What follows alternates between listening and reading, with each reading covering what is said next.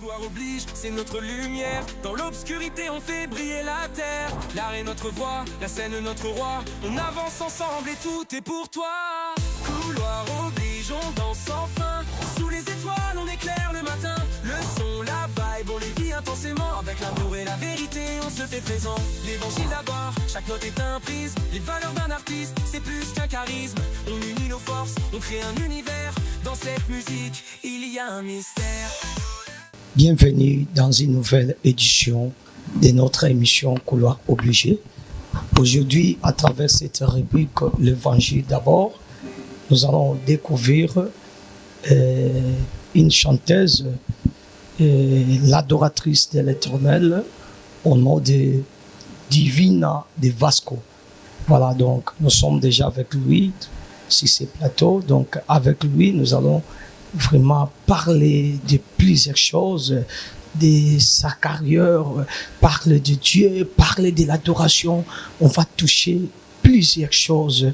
Vraiment, je suis avec lui, donc je dirais bonjour Divina. Bonjour papa. Bonne santé. Oui, ça va, Nangolo Nzambe. En tout cas, merci, téléspectateurs Nabiso, il y a émission Couloir obligé.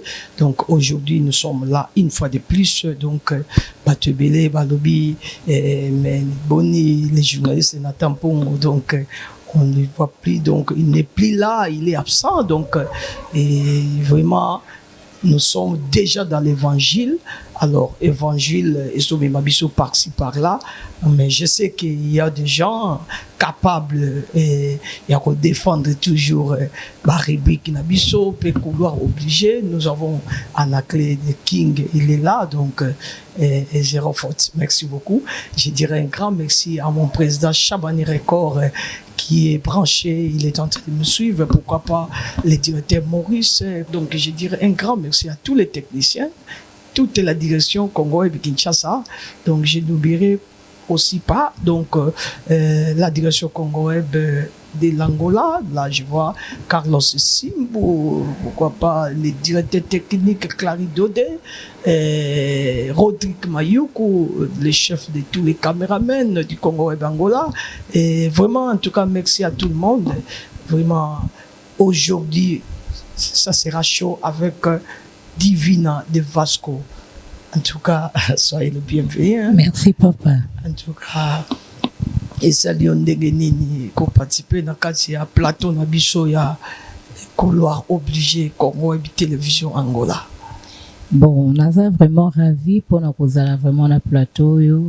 Merci pour l'invitation. Vraiment, il y a télé Nabiso, et ça télé moko, et ça la fierté Nabiso vraiment. Donc, na sepeli makas kozala nesika. Papa Chabani Record. Oui, Papa Chabani Record, vraiment. Nzamba pambolo na musala mala mozo sala pour Nabiso vraiment.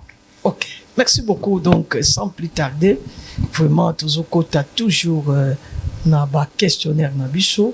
Maman Divina Lelo, Monani, Lokola, Ngamoro na Bengi Muyembi Nankolo, adoratrice de Dieu. Mais il y a plusieurs gens, Maman Divina. Parlez-nous un peu de Maman Divina. Qui est Maman Divina? D'où vient-elle? Eh bien, Kolobapona Maman Divina est une grande chose thème. Je suis une artiste musicienne chrétienne. Divina a bandi koyemba moi kala vraiment depuis l'enfance qui koloba et Divina aza servant de Dieu. À part non cause la musicien aza servant de Dieu aza mwana na Nzambe et la musique ende ko accompagner kaka mosala nanga to service nanga na kati langa nkolo. Donc c'est un peu ça pour moi. Obandi koyemba depuis bon mwana. Ouais, na bandi koyemba banda bon mwana. Wapi. Raconte-nous un peu. Moi ba détail kota moi mon sindoto. Ouais, na bandi koyemba na bon mwana à partir à l'âge de 5 ans na Congo. Na chorale na banda koyemba na chorale moko boye babengaka so bato Congo koyeba ngo kosem na banda koyemba na chorale wana depuis l'âge de 5 ans jusqu'à présent ndé nazala sous na chorale. Ouais.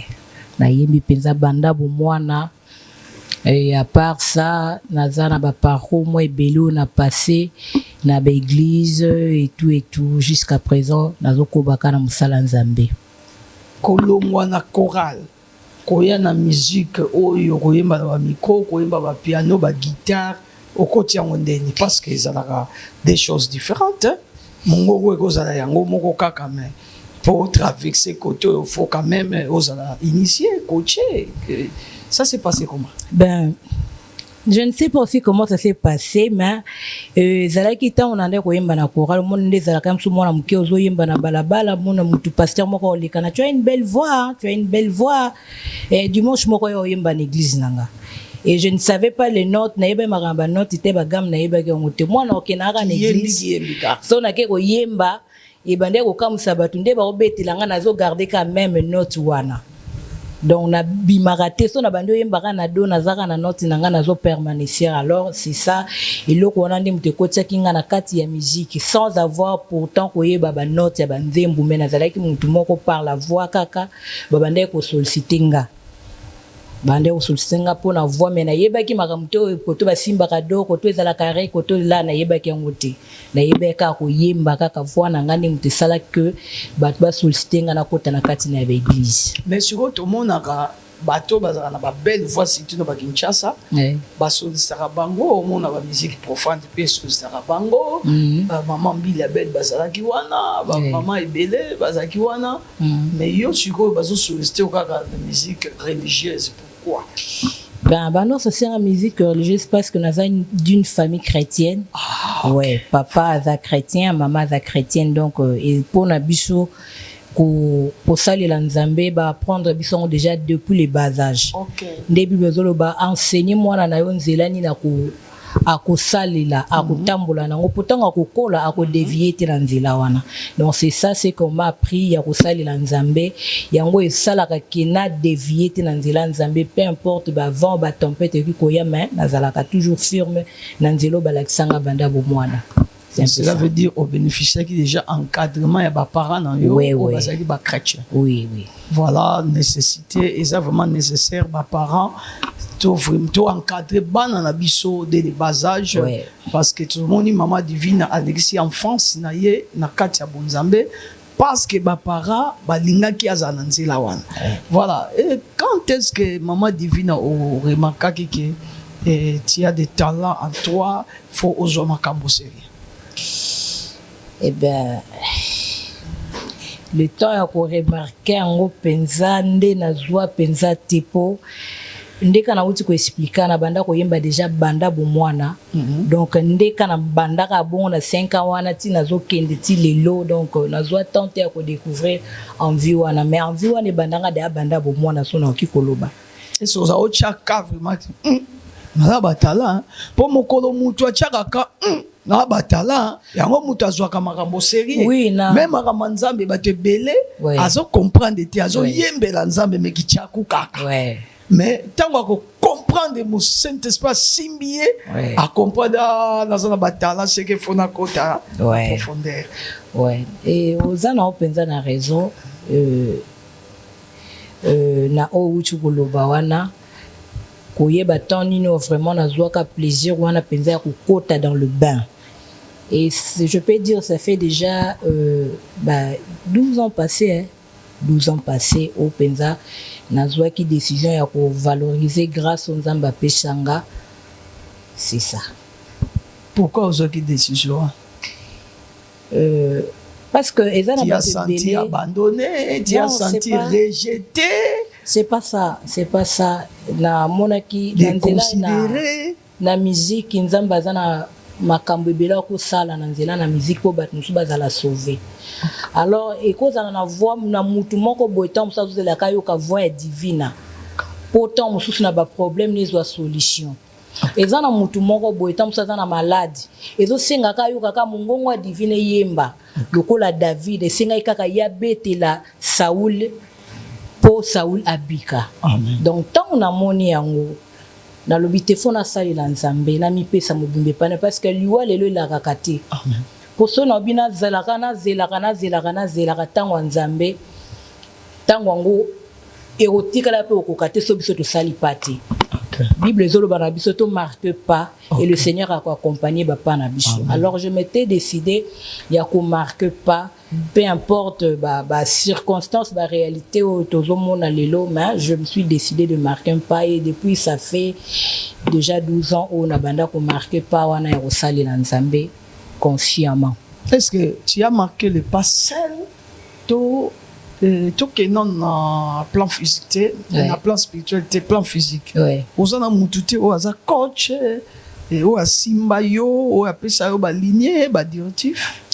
Ben ba coach bazé belé o ba coach divina baza penza tellement belé o banani. Divina lekila maboko belé na liboso na leka papa Prosper azana kin na leka pa na ye.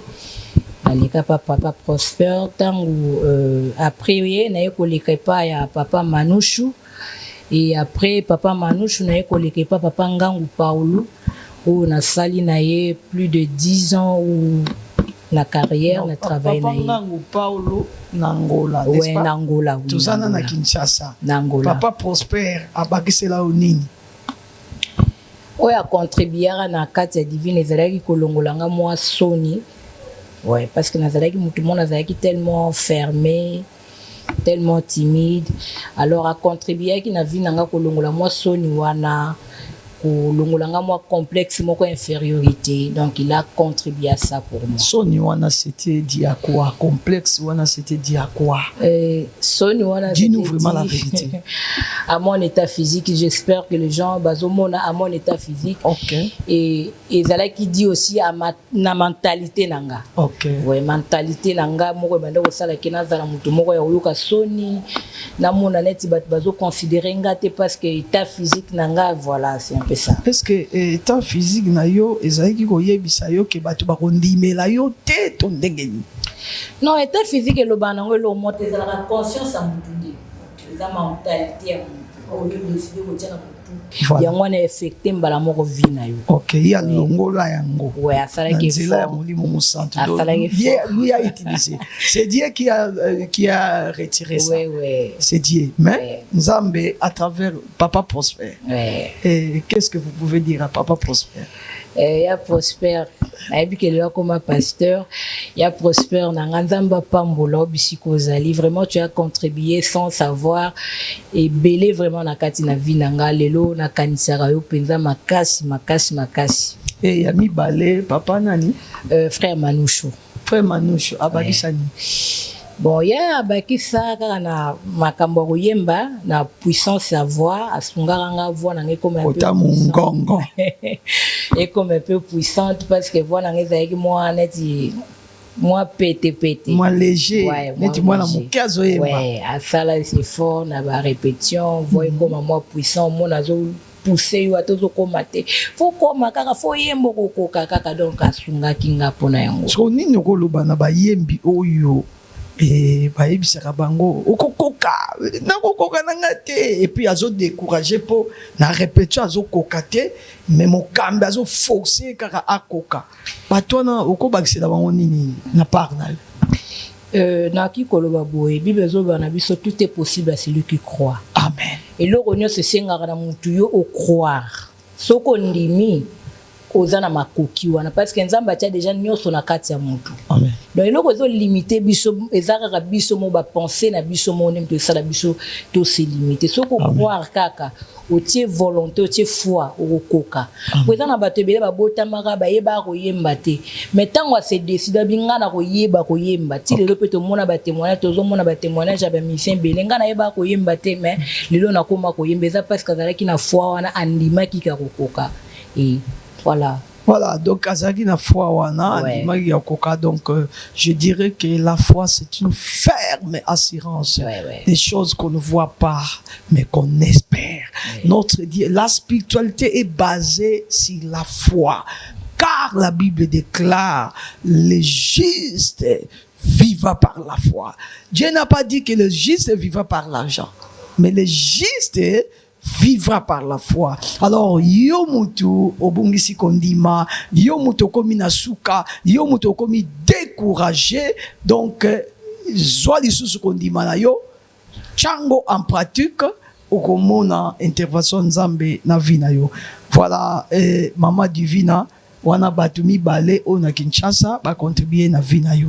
Alors tango olongwe na Kinshasa parce que tout le monde à Kinshasa peut si bato belé opportunité. Ouais. Mais est-ce que yo Kinshasa Congo peut ça qui opportunité pour s'en sortir? Bon, à cet âge-là, on a eu un mois à moukier. Si on a eu la bateau, on a eu un mois à moukier.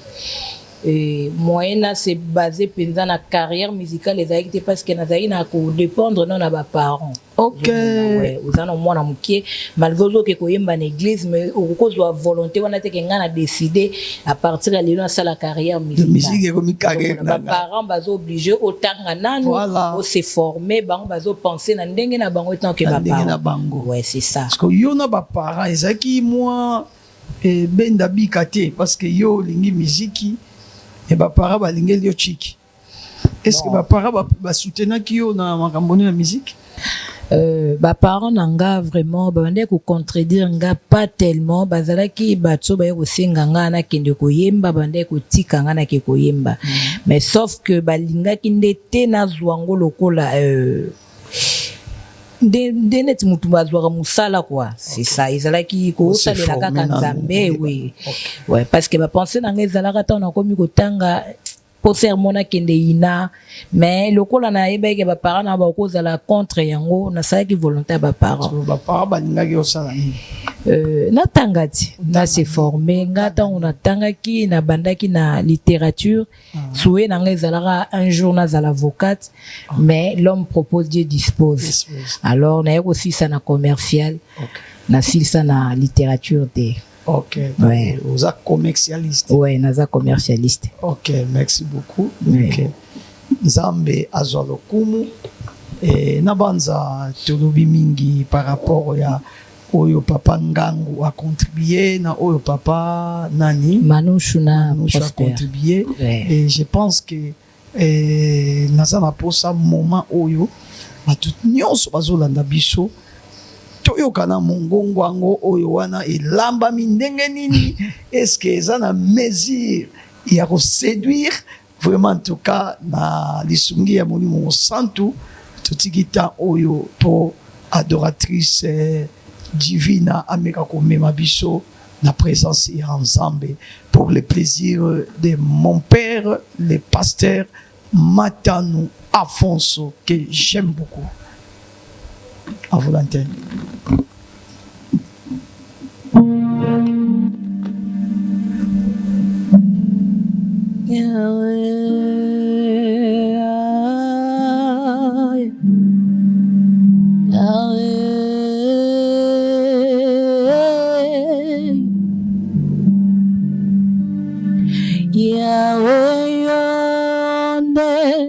Nyonso ya motu ya ngai moko te aza lokola yo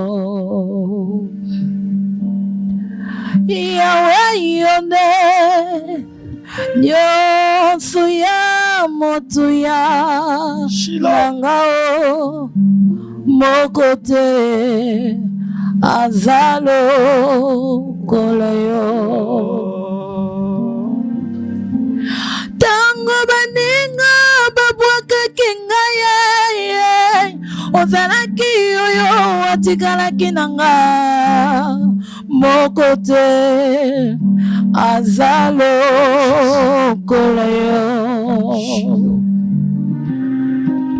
Yawe yo nde opesanga tina na bisika oyo nga nazangaki tina Yesu moko te aza lokola yo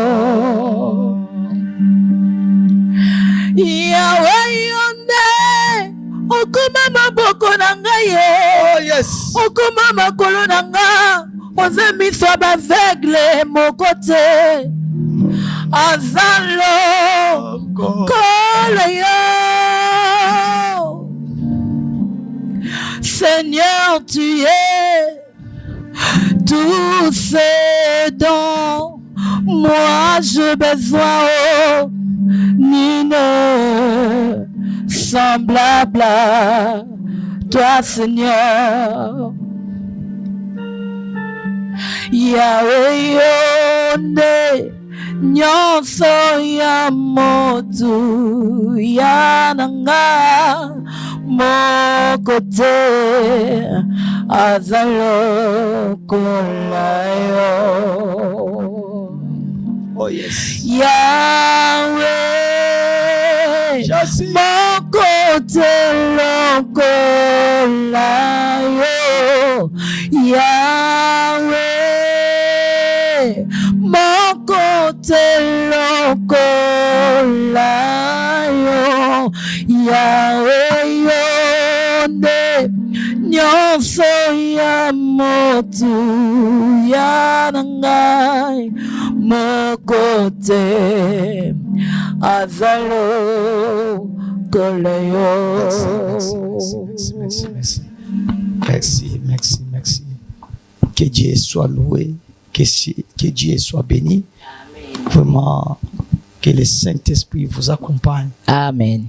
Que les portes du ciel, que les éclipses du ciel s'ouvrent pour Amen. toi. Amen. Faveur ensemble et accompagnez au nom de Jésus. Amen. En tout cas, Nzambe Azwalokomu. Bien-aimé, l'adoration. L'adoration, c'est tout. C'est ce que Dieu veut de nous. Que nous puissions l'adorer. Que nous puissions nous célébrer. Lui donner la louange, l'adoration, c'est tout. Vraiment, félicitations à Maman Divine. Merci, Papa. Makambo, parce que notre Dieu est jaloux. Hein? Voilà, merci beaucoup. Et Tozokoba Nakati a émission Nabiso, Nakati a rubrique Nabiso, l'évangile d'abord.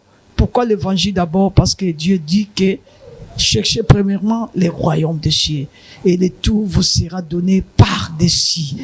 Maman Divina, Tozongeli de Susu, Tomoni, Bakochi Nayo, Basali Musala, et tu as dit que le coach spirituel qui est le Saint-Esprit aussi était là.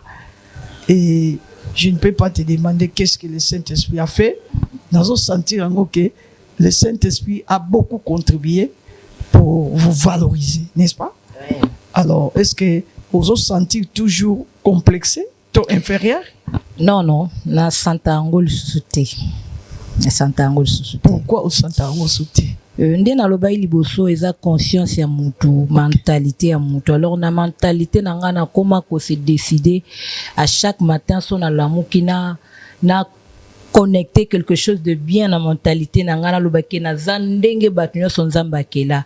Parce que Bible zoloba na biso na puissance je na boss anniversaire mais lobi na biso je te loue de ce que je suis une créature surmerveilleuse. Okay. Donc la créature moi comme merveilleuse, peu importe mon handicap physique, handicap on nzamba ndima ki ye mokonde alinga ngana zana ngo. Donc et c'est ngana kumi c'est le but le quoi na handicapé na c'est limité. Dieu a yebi le pourquoi. Amen. Parce qu'il y a des gens qui sont bazomi mona complet bazomi mona ke baza sans handicap mais musu baza na grâce nga na zana ngote tant mususu baza na ba potentialité nga na zana ngote. Alors lokola na koma ko communiquer chaque matin cerveau nga ke na za normal comme toute autre personne complexe wana et koma ko sila izo sila pe ke kende libela. OK, ouais. Parlons il y a troisième coach na yo. En Angola. Ouais. Est-ce que en Angola, pour se positionner, pour au côté na katia milieu ya gospel, c'était facile? Ben, c'est facile pour moi. C'est facile. Na bande ko yemba nda on tona lobi papa manouche wana za awa na Luanda to bande ko yemba na ye et tant to bande ko kende na ba sorti na l'église mususu et bat bande ko découvrir nga kande na loba na partir comprendre des alika na Angola pe salama ki omona pasteur mo bengso ya ko yemba na église nanga et ndenge zalaki wana ko kende ko yemba ande fongolela nga pe ba porte pour na kota na gospel Angola et c'est ça. OK. Sikoyo nengo za nakati ya Angola Bapa na yo etamboli lolenge nini na kati ya Angola. O travaille na nani, o sali mbala moko orchestre na yo, to ozo évoluer ndenge ni. Na salaki orchestre nangate na bande koyemba toujours na orchestre ya batu et na travaillé na mutoto na lobaki liboso papa Manouche en Angola et deuxièmement na eko travailler na papa Ngangu Paulo nde na travailler ne penza bane bene penza papa Ngangu Paulo wana papa na nga profite de saluer papa Ngangu Paulo. L'adorateur de Dieu. C'est un homme que j'aime beaucoup. Azwinga penza depuis l'adolescence nanga vraiment ti na koli penza na maboko na eso za pana mutu ayebinga malamu. Eza penza papa Ngangu Paulo ayebinga penza donc naza mwana ne penza na koli penza na misu na ye. Et c'est mon anga bien c'est mon anga ezani. Ezani papa. Vraiment au fandi na kati ya Psaume 139 verset 14. Ouais. Je te loue, c'est que je suis une créature si merveilleuse. Vraiment, osa vraiment créature merveilleuse. Amen. Et au moni bato belé bazolinga ko bimisa oyo eza kati na bangote. Parce que la valeur d'une personne ezalaka oyo nzambe achakati na ye. Soki makambo nzambe achakati na yo ezo bimate. Valeur na yo moyezala ezate batu moye ba considérer yo ezate mais mokolo kaka yo ko bana kozwa oyo nzamba cha kati na yo o valoriser ngo ozango au sérieux au mona valeur na yo comme kobima. Alors ce que je conseillerais aux gens qui sont tentés de nous suivre, n'imposez pas aux gens pour ba respecter yo. Respect ba imposer ngote. Le respect c'est mérite. Donc par rapport à Oyozo Sala, au monde a respect comme quota. Ya ba mama musubala mbara mi kate na coin. Mais ça il loko nzamba pesier. A osala ngo bien, mais par rapport à mi kate na ye nzamba valoriser. En tout cas, félicitations Maman Divina. Merci papa. Quelles sont les difficultés au Maman Divina azokuta nango na kati ya musique pour na ko s'en sortir? Ba difficulté eza mingi. Parmi les difficultés, le besoin état physique et empêcher rabiso, ils ont empêché nga, to empêcher rabattre belo baza infirme parce que au nous ala qualifié net indoki. Voilà. Donc état nabiso infirme presque nyonso batu ba qualifié rabango bandoki. Et il va déjà moko ya limite moko boyo esalela kaikangela biso ba porte. Est-ce que so kuta nango déjà côté moko? Ah nakuta nango belé na vie, nakuta nango belé na vie na ba camarade na l'église makambo belé mais le rôle nzambe monde mtapesa nga motema nazwara ngo kaka c'est normal. Ouais, c'est normal. Est-ce que ndingo zo travailler bongo quand même ozo s'en sortir quand même? Est-ce que tu vis dans la musique? Les OP sont quand même quelque chose. Pour dire que vivre dans la musique, vraiment totalement, ouais, ils a faux. Nous vivre dans la musique, nous vivre dans la mawanzambe. Pour ça, pour la musique, penza, nakati Angola, ils a moins passé. Passe comment? Expliquez-moi ça dans la Bible. Gospel Angola, donc ils ont la difficulté, ma casse. Ouais, gospel na biso eza na difficulté parce que média na eza makasi penzate. OK. Toza na problème na média yango ndezo sala que gospel na biso eza na moins faible. Ba talent eza tellement ébélé mais média ndeza tellement faible yango gospel Angola ezo. Oh papa Chabani. Papa Chabani. Ouais, c'est ça. Dieu bénisse papa Chabani. Yeah. Président Chabani. On a pensé bino. Amen. Coup de pouce. Et nino koloba na ba oyo bazolanda yo na moment oyo parce que les appels na batu moli momo santa zo simba na mitema. Qu'est-ce qu'ils peuvent faire pour vous? Ouais, na moto azolandanga o molimo mo santo esimbi yo etouché yo Bible zoloba azoyebisa na bosani penza na bosana ka mwa makambo ebela sana serviteur nzamba oloba na mutu moko sala oyo mato oyo na koloba na matoi na yo soki eza na eloko moko nzamba souffle osala mpona ndeko divina sala yango soki esengi osunganga na mbongo soki esengi osunganga na patrocinio sala ndenge nzambe azoconvaincre yo na ndenge omoneli ngai eloko nzambe amati na kati ya motema na yo sala yango mpo nga nakoki koloba ya mosusu osalela nga boye ya mosusu nzambe akoki koloba koleka oyo nga nazosenga alors nzambe nde asimba motema oyo ya moto azotala wana nyonso kolinga osala mpo na nga okosala yango mpo na nga te ma okosala yango mpo na nzambe alors nzambe akorécompense yo. Ok, donc et komi na matoi na bango baza ebele ba papa moninga bazali pasteur Matane Alphonse pe papa nanga papa Matane nzamba pambola papa Matane mwana no ye yawa papa moninga na yeba une fois na kalama tozwa ko opportunité penza au solo la te mais ça fait des années na yebite so yebanga sous des années vraiment. Ouais. Ok, Michée 6 verset 8. Ouais. Nazope sera ba vexé. Fais ce que Dieu te demande. Ouais. Donc fais ce que Dieu te demande pour Maman Divina. Ouais. Voilà, donc yango wana bosunga vraiment Maman Divina, bosunga ye akoka ko vivre na musique o azo sala. Maman Divina oza nazana producteur T pour l'instant, mais nazana bandeko yo ba à deux fois ba soutenir kanga bazo soutenir ngai mais producteur penza ya fixe ya stable penza zati mais soutien ezali ozala na rôle ba partenaire. Ouais.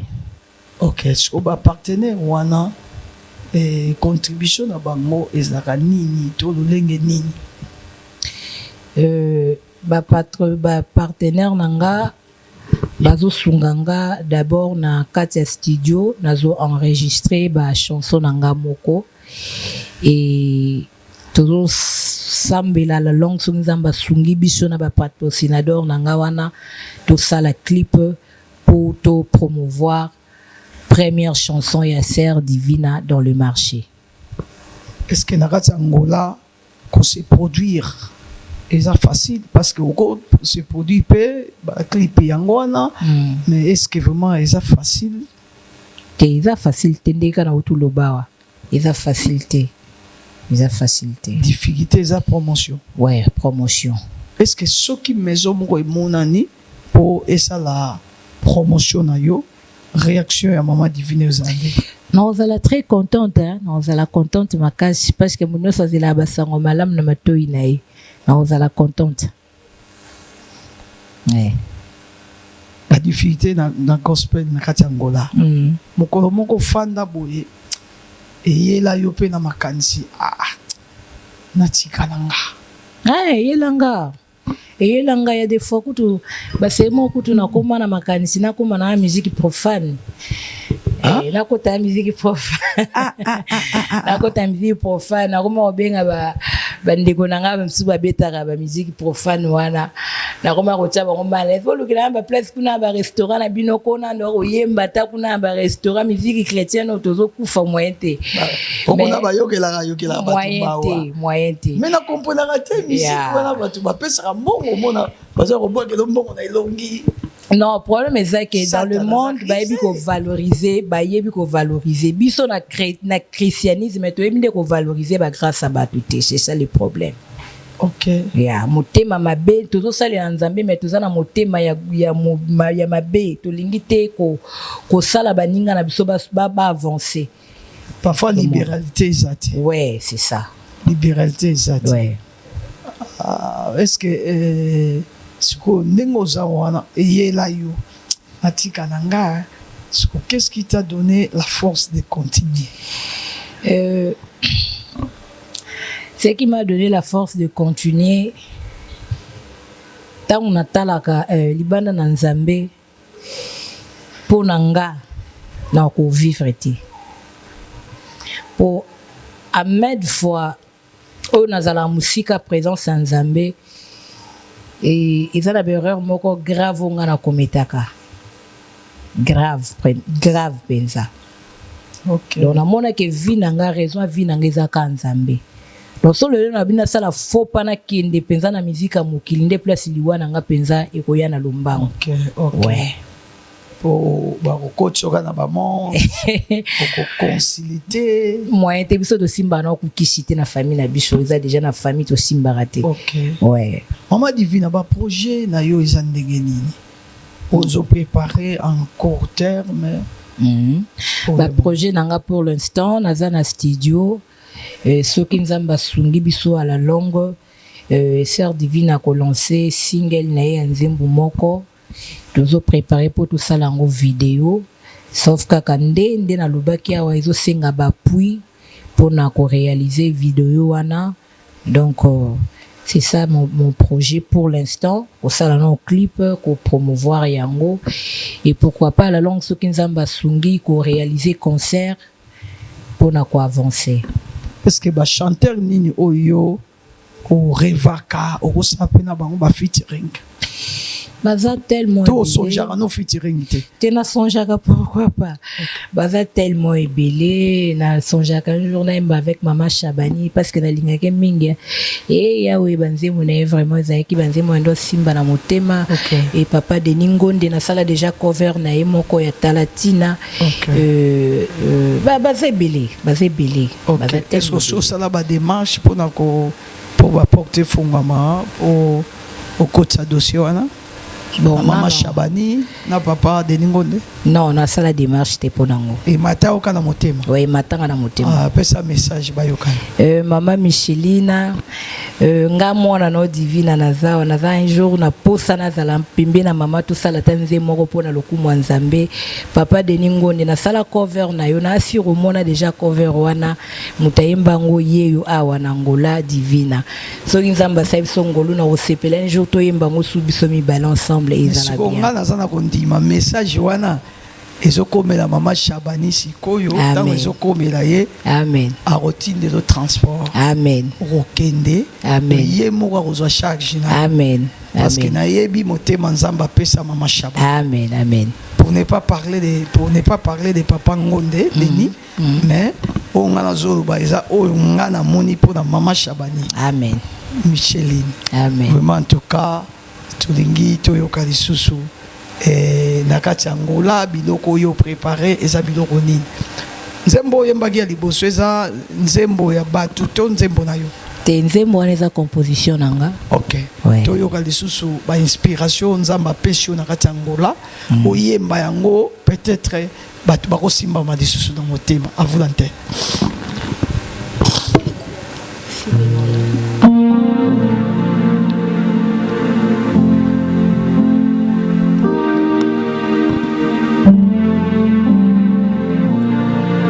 Papa na présence na yo nalingi na kota yawe na présence na yo nalingi na kota papa na présence na yo ngai nalingi na kota memanga na dimensions élevées ngai nalingi na kote yawe na mozindo na yo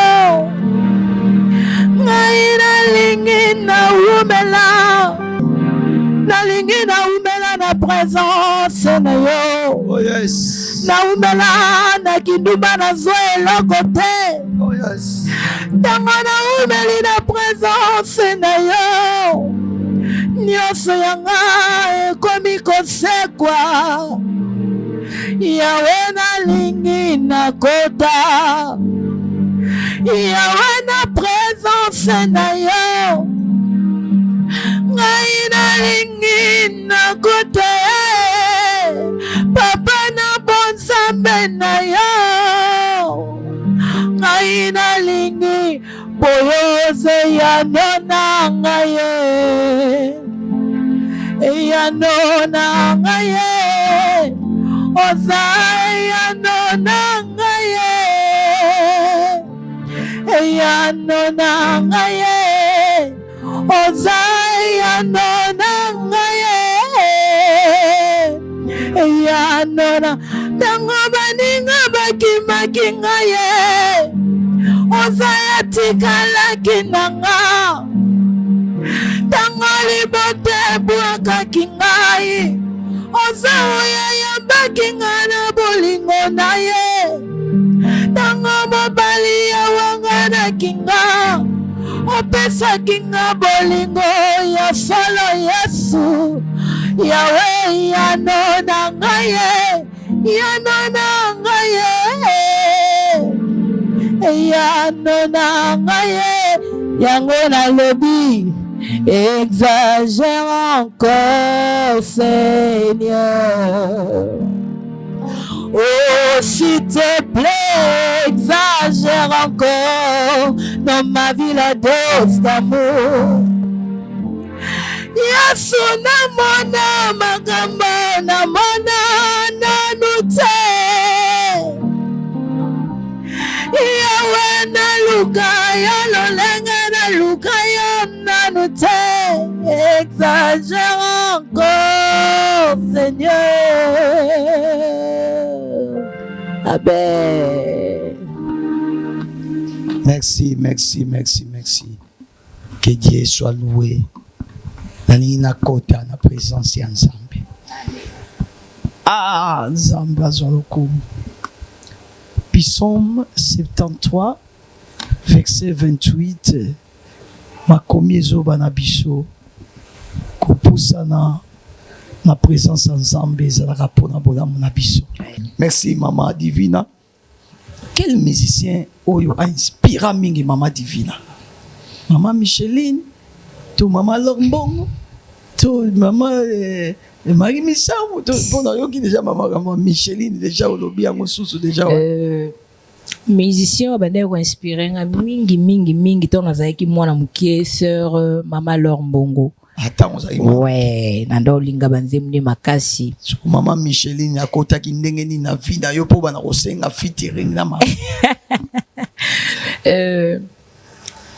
Il y a des moments où on a zalaka na tango pasi omona ya moko mama wa moko boyeli yo omona kaneti diable ya ko tenter hein aya memelo mama moko mo lakso ba négativité ya vie akomo lakso ko simbate makambo belé so na zo adorer et banzemba Maman Micheline bande ko yelanga souvent mingi. OK. Ouais. OK. Merci beaucoup vraiment. Le diable, sa force, c'est l'organisation. Parce que bango ba yokanaka ba sangani pona ko boma mutu moko. Atando ki azaki na copité. Mais je comprendre les gars à côté cop. Ouais. Donc baza bongo sont organisés. Et deuxième chose, le diable utilise souvent la ruse. Ayaka ko tuna yo nini nzamba loba pona yo. Et ce qu'on comprendre que nzamba loba pona yo boye yesu ka bani ko talisa yo te dikota nzamba kosa yo monte to sale mate. Donc lelo réalité na yo ya lelo ekosa yo te yango moni nzembo ya mama lo miso moto emonaka eza pembeni. Est-ce que okoyembela biso yango poto clôturer na nzembo okoyebi yango hein? Moi explique à muke kaka.